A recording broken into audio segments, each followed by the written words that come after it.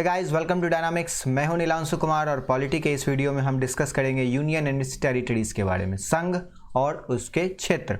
अब संघ का मतलब क्या है? संघ का मतलब है हमारा प्यारा भारत, और उसके क्षेत्र मतलब उसके अधीन जितने क्षेत्र आते हैं, territories that is included in the Union of India, that is its territory. तो we will discuss on this topic. So moving further, let's discuss about what is sacrifice. We all are students now. Some are teachers, some are businessmen and other. If you want to succeed in your life, then you need to sacrifice your comfort zone, your time, your money, your security. If you are not going to sacrifice these things, you will not able to achieve the highest level of success in your life. मतलब life में जिसले कि इन लोगों को देखिए, ये आकाश में उड़ रहे हैं एक पैटर्न बनाकर, तो इन्हें अपना कंफर्ट जोन से बाहर निकले और आसमान में जाकर इन्होंने वहाँ से छलांग लगाई। उन्होंने इसकी ढेर सारी प्रैक्टिस की, पैसे इन्वेस्ट किए और अपनी जान को दाव पे लगाया, तब जाके इन्हें सफलता मिली। तो that is the things for every person who want to succeed in their life, they need to sacrifice and they need to move further from their comfort zone. हमें लगता है कि हम जिस जोन में है ना, अगर यहाँ आप बैठे हो तो आपको लगेगा कि जो है सही है, जो कर रहे हैं वो सही है, इससे ज़्यादा कुछ कर नहीं सकते हैं। लेकिन जब आप इससे बाहर निकलते हो तो आपको पूरी दुनिया नज़र आती है और आपको पता चलता है कि you can do much better than what you are doing now. So I always suggest you, just look out from your comfort zone and you will surely achieve something more better than you think. So moving further, let's discuss about the union and its territories. अब आप देख रहे हैं, ये है हमारा प्यारा भारत। ये है वैसे एरिया जिन्हें पाकिस्तान ने ऑक्युपाई किया है, ये चाइना ने ऑक्युपाई किया है, और ये एरिया है जो अभी भारत के कंट्रोल में है, जिसे हम जम्मू कश्मीर कहते हैं, जिसका बंटवारा हो चुका है, जिसे अभी इधर ये लद्दाख हो गया और ये जम्मू कश्मीर हो गया। उसके अलावा अभी हमारे देश में 28 राज्य और 8 केंद्र शासित प्रदेश हैं। ठीक, आगे बढ़ते हैं। इसके क्लास में हम लोग पढ़ेंगे कि पार्लियामेंट कैसे सुप्रीम है यूनियन इट्स टेरिटरी के मसले पर।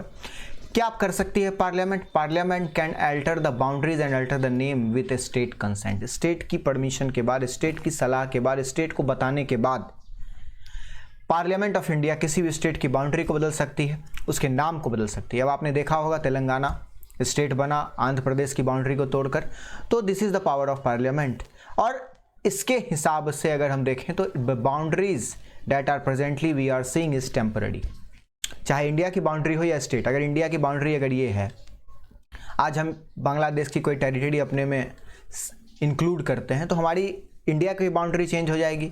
और जैसे ये हमारा उत्तर प्रदेश है, अगर इसके हम टुकड़े कर दें 3, 4, 5 वाट एवर पार्लियामेंट वांट, तो ये क्या होगा, उसकी इंटरनल बाउंड्री भी टूट जाएगी। तो boundary are temporary, it means कि चाहे हम एक्सटर्नली लें चाहे इंटरनली लें, तो बाउंड्री क्या है, वो टेम्पररी है। ठीक, territory integrity of any state is not bounded by the country. मतलब टेरिटरी इंटीग्रिटी की बात हो रही है। टेरिटरी इंटीग्रिटी का मतलब कि आज जो बिहार है या आज जो बंगाल, वेस्ट बंगाल है, वो संविधान के हिसाब से नहीं है। पार्लियामेंट जब चाहे वेस्ट बंगाल को छोटा या बड़ा कर सकती है। इस मामले में स्टेट के पास बहुत ही लिमिटेड पावर है। इसका मतलब यह है कि यूनियन डिस्ट्रॉय कर सकती है स्टेट को, बट स्टेट गवर्नमेंट यूनियन को डिस्ट्रॉय नहीं कर सकते। इसी सारे चीज़ों को हम लोग डिटेल से पढ़ेंगे अपने वीडियोस में, और आज हम लोग डिस्कस करेंगे पार्ट 1 ऑफ कॉन्स्टिट्यूशन, जिसमें इंक्लूडेड है आर्टिकल 1 से आर्टिकल 4 तक। अब आप देखिए कि आर्टिकल 1 में क्या लिखा है, ध्यान से देखिए। मैं ये जो कटिंग है, ये सिर्फ बेयर एक्ट्स का कटिंग है, ओरिजिनल कॉन्स्टिट्यूशन की कटिंग है। Name and the territory of union, article 1 में क्या लिखा है, name and the territory of union. अब यूनियन का मतलब क्या है, India that is Bharat shall be union of state.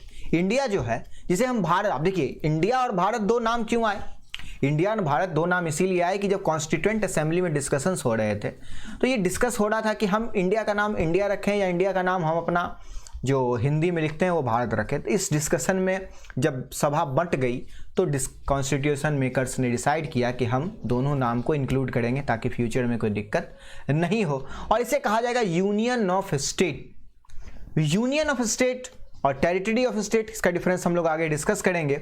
और स्टेट एंड टेरिटरी को कहाँ लिखा गया है, फर्स्ट शेड्यूल में लिखा गया है। इंडियन टेरिटरी में होगा क्या, इंडियन टेरिटरी एक बड़ा टर्म है। अब आप देखें तो Indian territory is a bigger than the union. Union of state का मतलब होता है सिर्फ स्टेट का समूह, लेकिन टेरिटरी की जब बात करते हैं तो territories of states, union territory जो कि फर्स्ट शेड्यूल में स्पेसिफाइड है, उसके अलावा वैसी सारी टेरिटरीज जो पार्लियामेंट एक्वायर करेगी फ्यूचर में। आर्टिकल 2 की तरफ admission establishment of unit state, इसमें बात होती है कि कोई स्टेट ऑलरेडी एग्जिस्टेंस में है उसे इंडिया में मिलाना या नए स्टेट का फॉर्मेशन करना, ये भी पावर पार्लियामेंट के पास आर्टिकल 2 में है। Formation of US state and alteration of boundary and name और एग्जिस्टिंग स्टेट, ये पावर भी पार्लियामेंट को दिए गए हैं आर्टिकल 3 में। और इस आर्टिकल 3 में और क्या लिखा गया है? लिखा गया है कि provided that no bill for the purpose shall be introduced in either house of parliament except on the recommendation of president and unless where the proposal containing bill affect the area, boundaries and name of any state, the bill has referred by president to the legislature of a state for expressing its view with such a period as may be specified in the reference or within such further period president may allow। मतलब ये कि president of India ही ऐसे bill को introduce करवा सकते हैं, उनके permission के बिना किसी स्टेट को फॉर्मेशन करने का या किसी स्टेट का नाम चेंज करने का, किसी स्टेट की बाउंड्री को चेंज करने का काम पार्लियामेंट अपनी मन से नहीं करेगी। तो प्रेसिडेंट करेंगे क्या? प्रेसिडेंट करेंगे ये कि स्टेट लेजिस्लेचर के बाद जो कंसर्न्ड स्टेट है, जैसे मान लीजिए बिहार का नाम बदलना है, तो बिहार से वो पूछेंगे कि मैं आपका नाम बदलना चाहता हूं, आपका नाम बिहार से बाहर करना चाहता हूं या पाटलिपुत्रा करना चाहूँ, जो भी उनकी मर्जी, तो आपकी मैं करूंगा। आपको एक फिक्स टाइम, एक 14 दिन का, 15 दिन का, 20 दिन का एक टाइम दिया जाएगा। उसमें स्टेट को बताना होगा कि what they want and what they don't want and what is the suggestion of the state. अगर स्टेट उतने दिन में नहीं करती है तो प्रेसिडेंट की फिर मर्जी, वो जो चाहे सो करे। The power conferred on parliament block clause a included the formation for a new state and union territory by uniting a part of any state। मतलब दो स्टेट को मिला कर एक स्टेट, जैसे लाइक अभी आपने देखा कि जम्मू कश्मीर को तोड़कर 2 बनाया गया, तो ये पावर भी पार्लियामेंट को ऑलरेडी आर्टिकल 3 में मिला हुआ है। उसके बाद आर्टिकल 4 ये कहता है कि law made under the article 2 and 3 to provide the amendment of first and fourth schedule. First schedule हमने देखा कि यूनियन और इस टेरिटरी की बात करता है, फोर्थ शेड्यूल क्या बात करता है? राज्यसभा में सीटों की बात करता है। And supplemental, incidental and consequential matter, any law referred to it Article 2 or 3 shall contain such provision for the amendment of the first schedule and the fourth schedule as may be necessary to give effect of the provision of the law। अब आपने देखा कि अभी तेलंगाना बना, अब तेलंगाना बना तो Telangana state का जो रिप्रेजेंटेशन होगा राज्यसभा में वो अलग होगा, तो उसके लिए हमें फोर्थ शेड्यूल में चेंज करना होगा, डैट में रिक्वायर्ड अमेंडमेंट। तो इन सारे चीज़ों को डिस्कस मैं करूंगा आज के वीडियो में। अगर आप मुझसे डायरेक्ट जुड़ना चाहते हैं, मुझसे कांटेक्ट करना चाहते हैं, तो टेलीग्राम पे नीलांशु सर को सर्च करें, आपको वहाँ मैं मिल जाऊंगा। और आपको वीडियो पसंद आया तो लाइक करें, कैसा लगा कमेंट में जरूर बताएं और सब्सक्राइब करना ना भूलें और बेल आइकन को जरूर दबा दें ताकि नेक्स्ट वीडियो की अपडेट आपको आसानी से मिल जाए। सबसे पहले हमने डिस्कस कर लिया कि part 1 article 1 to 4 deal with union and it's territory. Article 1 describe India that is Bharat rather than federation of state. अब बात आती है फेडरेशन ऑफ स्टेट। अब आप सोचते होंगे कभी कभी why we don't called India as a union of state, sorry united state of India, USI. हम इंडिया को यूनाइटेड स्टेट ऑफ इंडिया क्यों नहीं कहते हैं? हम यूएसए को यूनाइटेड स्टेट ऑफ अमेरिका कहते हैं और बड़ा ही अच्छा लगता है सुनने में, तो यूनाइटेड स्टेट ऑफ इंडिया भी कहने में सुनने में अच्छा लगे। लेकिन इसका कारण क्या था कि हम यूएसए या यूएसआई इंडिया को नहीं कहते हैं? बी आर अंबेडकर ने कहा था union of state has been preferred to federation of state. मतलब यूनियन ऑफ स्टेट हम लिए, फेडरेशन ऑफ स्टेट नहीं लिए। क्यों? क्योंकि Indian federation is not the result of an agreement among the state have no right to cede from the federation. कहने का sense ये है कि अमेरिका में जितने भी स्टेट्स हैं जिनसे अमेरिका मिलकर बना है, वो जब चाहे अमेरिका को छोड़ सकते हैं। It means America is indestructible union of indestructible state. It means ये समझ लीजिए, अमेरिका को से राज्यों का अलग होना आसान है, बट अमेरिका का राज्यों को तोड़ना नामुमकिन है। लेकिन इंडिया में ऐसा कुछ नहीं है। इंडिया का जो फेडरेशन है ना, ये बिकॉज ऑफ इज इंडिस्ट्रक्टिबल, मतलब यूनियन इंडिस्ट्रक्टिबल है।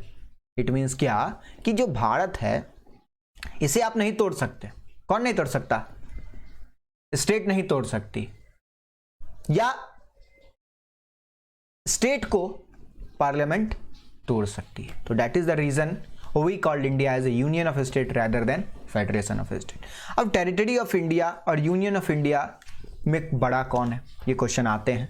तो टेरिटरी ऑफ इंडिया बड़ा टर्म है, यूनियन ऑफ इंडिया छोटा टर्म है। क्यों? क्योंकि यूनियन ऑफ इंडिया में सिर्फ इंक्लूड होता है स्टेट्स, लेकिन territory of India and UTs that is specified in 4th schedule.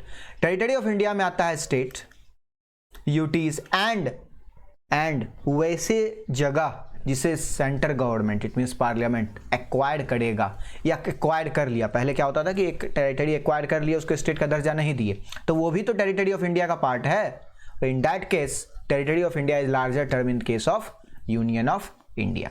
According to article 1 the territory of India can be classified in 3 category. मैंने बताया territory of state, UTs and territory may be acquired by the union government at any time that he thinks fit. The name of state and UTs and their extent are mentioned in 1st schedule. We already discussed. Move on.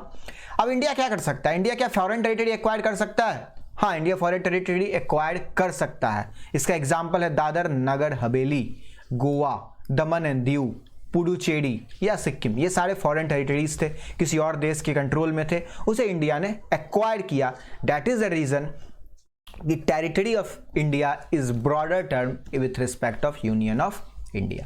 अब आती है बात article 2। Article 2 मैंने बताया कि empower करता है parliament को किसी भी यूनियन ऑफ इंडिया में किसी स्टेट को जोड़ना या नए स्टेट का निर्माण करना as it things fit. We already discuss, जैसा वो सोचे। अब जैसा वो सोचे उसमें क्या सोचे, कैसा सोचेगा? यूनियन ऑफ पार्लियामेंट जैसी उसकी मर्जी होगी करेगा। मैंने पहले ही बताया कि लेजिस्लेटिव से सजेशन लेंगे प्रेसिडेंट ऑफ इंडिया, तब वो बिल पेश होगा और पार्लियामेंट ऐसा काम करेगा। आर्टिकल 3 करता है internal readjustment of territories of constituent state of union of India. मतलब ये कि इंटरनल रीएडजस्टमेंट, 2 राज्य को काट के तीसरा राज्य बनाना, एक राज्य को तोड़ के यूटीज में डिवाइड करना या 2 राज्यों को मिला के एक राज्य बनाना, ये होता है इंटरनल रीएडजस्टमेंट। इसी इंटरनल रीएडजस्टमेंट आर्टिकल 3 का सहारा लेकर गवर्नमेंट ऑफ इंडिया ने रिसेंटली यूटीज 2 बनाए। एक यूटीज कौन था? लद्दाख, एक जम्मू एंड कश्मीर। उसके अलावा दमन एंड दीव, दादर नागर हवेली को मिलाकर एक यूटी बना दिया। तो ये सारा अधिकार पार्लियामेंट को मिलता कहां से? ये सारा अधिकार पार्लियामेंट को आर्टिकल 3 से मिलता है। आर्टिकल 3 क्या ऑथराइज करता है? Form a new state by separating of territory from any state और बाय यूनाइटिंग 2 और मोर स्टेट और पार्ट ऑफ स्टेट और बाय यूनाइटिंग एनी टेरिटरी और पार्ट ऑफ स्टेट। समझिए फिर से, नए स्टेट का फॉर्मेशन कैसे? किसी टेरिटरी से एक स्टेट को काट के, लाइक आंध्र प्रदेश से काट के तेलंगाना बना। यूनाइटिंग 2 और मोर स्टेट या टेरिटरी, अब जैसे कि दमन एंड दीव, दादर नागर हवेली को मिलाकर एक यूटीज बना दिया गया। और पार्ट ऑफ स्टेट और बाय यूनाइटिंग एनी टेरिटरी और एनी पार्ट ऑफ स्टेट। समझ में आ गया? Increasing the area of any state, किसी स्टेट के एरिया को इंक्रीज कर सकता है, किसी स्टेट के एरिया को डिक्रीज कर सकता है, किसी स्टेट की बाउंड्री को चेंज कर सकता है, किसी स्टेट के नाम को बदल सकता है। ये सारा अधिकार याद रखिएगा पार्लियामेंट को आर्टिकल 3 में मिलता है। अभी आप लोगों को न्यूज़ में आ रहा होगा कि उत्तर प्रदेश का बंटवारा होने वाला, हो सकता है फ्यूचर में होगी, हो भी जाए तो ये किस आर्टिकल के अंतर्गत होगा? आर्टिकल 3 के अंतर्गत। वहां पर क्या होगा? Diminish the area of any state. इसका सहारा लेकर पार्लियामेंट काम करेगी। कंडीशन क्या है ऐसा करने का? कि वो बिल पहले कंसर्न स्टेट के पास जाएगा, उसकी लेजिस्लेटिव असेंबली को प्रेसिडेंट ऑफ इंडिया एक समय देंगे, उस समय में वो बताएंगे कि उन्हें क्या चाहिए, उसके बाद वो बिल पेश होगा लोकसभा में और राज्यसभा में पास होकर फिर वो लॉ बन जाएगा। इंडिया क्या है? Indestructible union of destructible state. मतलब यूनियन को तोड़ नहीं सकते हैं, स्टेट को तोड़ सकते हैं। यूएसए के लिए क्या है? Indestructible union of indestructible. न यूनियन टूट सकता है ना स्टेट टूट सकता है, लेकिन कुछ सिनारियों में यूनियन टूटा जा सकता है। वो फ्यूचर में कभी मैं बताऊंगा यूएसए के कॉन्स्टिट्यूशन के बारे में। अब ये सारी कहानी हो गई तो एक सवाल ये उठता है कि अब इंडिया का पार्लियामेंट किसी को तोड़ सकता है, किसी को जोड़ सकता है, फिर तोड़ के जोड़ सकता है, कुछ भी कर सकता है, फिल्मी डायलॉग हो गया। लेकिन क्या पार्लियामेंट को यह अधिकार है कि वो इंडिया, अब देखिए हमने पढ़ लिया कि दूसरी टेरिटरी को हम एक्वायर कर सकते हैं, लाइक सिक्किम, दमन दीव, दादर नागर हवेली, गोवा, लेकिन क्या हम अपनी टेरिटरी को दूसरे को दान कर सकते हैं? ऐसा बेड़ूवाड़ी के केस में हुआ और रिसेंटली 100 अमेंडमेंट जो बांग्लादेश के साथ सेटलमेंट हुआ उसमें भी हुआ। तो इसके लिए क्या हुआ? इसके लिए हुआ ये कि आर्टिकल 143 में प्रेसिडेंट ऑफ इंडिया ने 1960 में सुप्रीम कोर्ट से बोला कि आप मुझे सजेशन दो कि क्या बेड़ूवाड़ी जो भारत ने पाकिस्तान को दिया वो सही है। इस पर सुप्रीम कोर्ट ने अपना मत ये दिया कि Indian territory can be ceded to foreign state only by amending the constitution of India under article 368 because under article 3 it does not allow parliament to cession of Indian territory to foreign country। अब हमने article 3 पढ़ा था, इसमें कहीं लिखा है? कहीं नहीं लिखा है कि इंडिया की पार्लियामेंट इंडियन टेरिटरी को दूसरे को दे सकती है। तो इंडियन पार्लियामेंट कहेगी कि diminishing the area of state का हम फायदा उठाकर अपना जो पार्ट है वो दूसरे राज्य को दे दें, लेकिन नहीं, ऐसा नहीं कर सकती है पार्लियामेंट। ऐसा सुप्रीम कोर्ट ने बताया 1960 में, जिसके कारण 9वां कॉन्स्टिट्यूशनल अमेंडमेंट एक्ट हुआ था 1960 में, जिसके बाद बेड़ूवाड़ी को पाकिस्तान को दिया गया। उसके बाद 100 कॉन्स्टिट्यूशनल अमेंडमेंट 2015 में हुआ, आप सबों को पता है, जिसमें एक्वायर किया गया कुछ टेरिटरी बांग्लादेश से इंडिया में और कुछ टेरिटरी को बांग्लादेश को दिया गया। इसीलिए इसमें अमेंडमेंट करना पड़ा क्योंकि 1960 में सुप्रीम कोर्ट ने ऐसा कहा था। तो याद रहेगा, वेरी गुड। आगे बढ़ते हैं। Union and it's territory article 4 itself declared that law made for admission or establishment of new state and formation of new state, alteration of boundary of any state existing and not, मतलब कोई भी काम जो parliament करेगी ना, alteration of boundary का, name change का, नए स्टेट बनाने का, इसके लिए अमेंडमेंट की जरूरत नहीं है। लेकिन किसके लिए अमेंडमेंट की जरूरत है? किसी एरिया को भारत सरकार अगर दूसरे देश को देना चाहती है तो उसके लिए अमेंडमेंट की जरूरत होगी। क्लियर? अब इतनी सारी चीजें हमने पढ़ ली बेसिक रूल बुक के। अब हुआ क्या? अब भारत जब बन के तैयार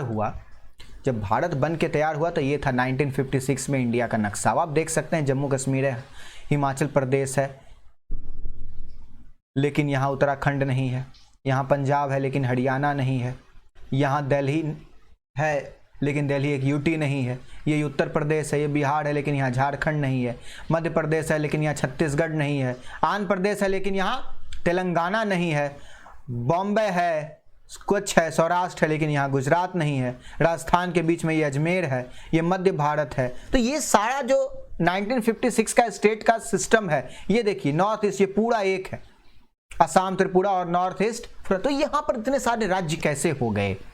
ये पूरा ईस्ट पाकिस्तान, ये वेस्ट बंगाल, ये उड़ीसा। तो ये सारी जो चेंजेस आई, ये देखिए 1956 का मैप, और अगर आप देखें इंडिया का मैप राइट नाउ तो ये है इंडिया का मैप। अब ये जो चेंज आया, इस चेंज को अब हम डिस्कस करेंगे। तो चेंज आने का रीजन क्या था? 1950 में कॉन्स्टिट्यूशन में 4 फोल्ड क्लासिफिकेशन ऑफ स्टेट था। स्टेट ए में आते थे वैसे स्टेट जो गवर्नेंट प्रोविंस है, स्टेट बी में आते थे 9 प्रिंसली स्टेट जिनका अपना लेजिस्लेचर था, और स्टेट मतलब पार्ट सी में आते थे चीफ कमिश्नर, और पार्ट डी में अंडमान एंड निकोबार। उसके बाद जब मांग शुरू हुई, लोगों को लगा कि क्यों स्टेट का बंटवारा करना है, कैसे करना है, इसके लिए 1948 के जून में धर कमीशन एसके धर के नेतृत्व में बनाया गया, जिसको अपॉइंट किया गया था लिंग्विस्टिक प्रोविंसेस कमीशन। मतलब लैंग्वेज के बेसिस पे क्या हमें स्टेट का बंटवारा करना चाहिए या नहीं। तो इस कमीशन ने 1948 के दिसंबर में रिपोर्ट सबमिट की और कहा कि reorganisation of state administrative convenience के बेसिस पे होना चाहिए, लिंग्विस्टिक फैक्टर पे नहीं। क्यों? क्योंकि उस समय लग रहा था कि अगर लैंग्वेज पे स्टेट को बांट देंगे ना तो इंडिया में दंगे फसाद हो जाएंगे, क्योंकि इंडिया तो ऑलरेडी बहुत डाइवर्स है और एक इंडिया की भावना शायद आहत हो जाएगी, we Indians, we the people of India, ये वाली भावना आहत हो जाएगी। इसीलिए सरकार फूक फूक के कदम रखना चाहती थी। तो धर कमीशन ने क्या बोला कि हमें रीऑर्गेनाइजेशन एडमिनिस्ट्रेटिव कन्वीनियंस के लिए करना चाहिए। अब आप याद रखिएगा यही पॉइंट कि धर कमीशन की रिपोर्ट कब थी, इसके चेयरमैन कौन थे और इसने क्या बोला था। फिर आई जेपीवी कमीशन। अब जेपीवी में कौन थे? जवाहरलाल नेहरू, वल्लभ भाई पटेल और पट्टा भाई सीता रमैया। ये 3 बहुत ही जाने माने पॉलिटिशियंस थे कांग्रेस के। इन्होंने दिसंबर 1948 में अपनी डिस्कशन शुरू की। ये देखना चाहा कि क्या सच में इंडिया को लिंग्विस्टिक बेसिस पे बांधना जरूरी है, डिवाइड करना जरूरी है, या एडमिनिस्ट्रेटिव कन्वीनियंस ही सही है। और जब इन्होंने अपनी रिपोर्ट बनाई तो अप्रैल 1949 में इनकी रिपोर्ट आई और इन्होंने भी बोला कि रीऑर्गेनाइजेशन स्टेट का लैंग्वेज बेसिस पे नहीं होगा। धर कमीशन ने बोला लैंग्वेज बेसिस नहीं, जेपीवी ने बोला लैंग्वेज बेसिस नहीं, लेकिन एक बहुत इंपॉर्टेंट चेंज आया जिसने सब कुछ बदल दिया। अक्टूबर 1953 में इंडिया को फोर्स होना पड़ा आंध्रा स्टेट बनाने के लिए तेलुगु स्पीकिंग एरिया मद्रास से अलग करके। अब देखिए मैप, यह है मैसूर, तो ये मद्रास का पूरा पार्ट था जिसे अलग करके आंध्रा बनाया गया। क्यों बनाया गया? क्योंकि पोटी सिरुमल्लू जी बैठ गए धरने पे, भूख हड़ताल, कहा कि स्टेट बनाओ तेलुगु स्पीकिंग के लिए अलग, नहीं तो मैं भूखे अपनी जान दे दूंगा। अब इनका ये जो धरना प्रदर्शन था ये 56 डे तक चला और बहुत अफसोस की बात कि इनकी डेथ हो गई। इनकी डेथ के बाद बहुत जबरदस्त विरोध शुरू हो गया, जिसके कारण भारत सरकार को मजबूरी में बनाना पड़ा आंध्र स्टेट। और इसके बाद भारत सरकार ने अपॉइंट किया एक कमीशन जिसको कहते हैं Fazal Ali commission, 3 members state reorganisation commission, जिसके चेयरमैन थे फजल अली, जिसका री एग्जामिन करना था होल क्वेश्चन। उसके अलावा 2 मेंबर थे KM Panikkar and HN Kunzru. It submitted its report on सितंबर 1955, 2 साल लगा इनको अपनी रिपोर्ट सबमिट करने में, और कहा ये कि basis of language is accepted for reorganisation of state. Dhar commission ने बोला नहीं, जेपीवी कमीशन ने बोला नहीं, लेकिन फजल अली कमीशन ने एक्सेप्ट कर लिया लैंग्वेज बेसिस पर। लेकिन कहा एक लैंग्वेज एक स्टेट नहीं, हिंदी बोलने वालों का अलग, पंजाबी बोलने वालों का अलग। कुछ दिन बाद ये होगा कि वो एक लैंग्वेज है, क्या नाम है, ठेठी बोलने वालों का अलग, भोजपुरी बोलने वाले, तो ऐसा सिस्टम नहीं होना चाहिए। It identify 4 major factor that can be taken into account for any scheme of reorganisation. क्या 4 चीजें बताएं, इसको याद रखिएगा।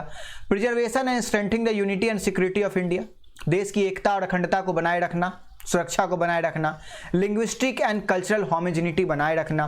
फाइनेंशियल, इकोनॉमिक एंड एडमिनिस्ट्रेटिव, मतलब जब स्टेट को डिवाइड करना है तो स्टेट की, इंडिया की यूनिटी को ध्यान रखना, कल्चरल एंड लिंग्विस्टिक होमोजेनिटी को ध्यान रखना, फाइनेंस, इकोनॉमी, एडमिनिस्ट्रेशन की कन्वीनियंस को ध्यान रखना, और पीपल के वेलफेयर को। ये 4 चीजें फजल अली कमीशन ने बोली कि आप लैंग्वेज के बेसिस पर स्टेट बनाओ, लेकिन इस चीजों को ध्यान में रखकर, सिर्फ लैंग्वेज बेसिस नहीं होना चाहिए।